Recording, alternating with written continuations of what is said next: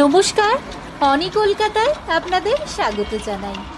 Toy ট্রেনের জানালা দিয়ে মেঘের ভেলা, ছোট স্টেশনে চায়ের গন্ধ। এটা শুধু সফর নয়, এক স্বপ্নের যাত্রা।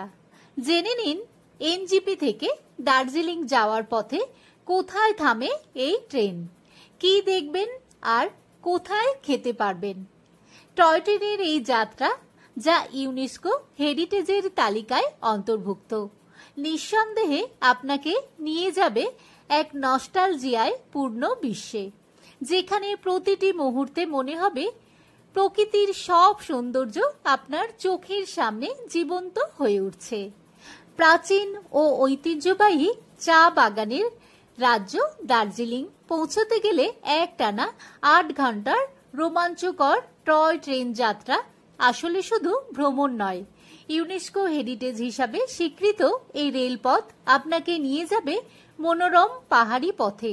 একদিকে চায়ের বাগান, অন্যদিকে কুয়াশার মায়া, সব কিছু মিলিয়ে এক অপরূপ দৃশ্যের শোভা। আসুন দেখে নেওয়া যাক এই টয় ট্রেনের যাত্রাপথ কোথায় থামে এবং কি কি দেখা যাবে। 1 নম্বর, এনজিপি নিউ জলপাইগুড়ি স্টেশন।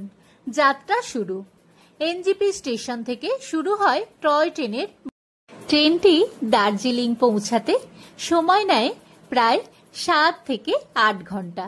অবশ্য এই দীর্ঘ যাত্রা মোটেও ক্লান্তিকর নয়, বরং ট্রেনের ধীর গতিতে প্রকৃতির প্রতিটি সৌন্দর্য উপভোগ করার সুযোগ পাওয়া যায়।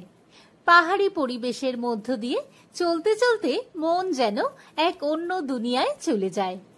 2 নম্বর স্টেশন হলো শিলিগুড়ি জংশন। টয় ট্রেনের প্রথম স্টপ শিলিগুড়ি জংশন। এখানেই শহরের শেষ স্টেশন। আপনি যদি চান, এখান থেকে হালকা কিছু জলখাবার কিনে নিতে পারেন। চা এবং বিস্কিট ও আপনার প্রিয় মোমো এখানে পেতে পারেন একদম সস্তায়।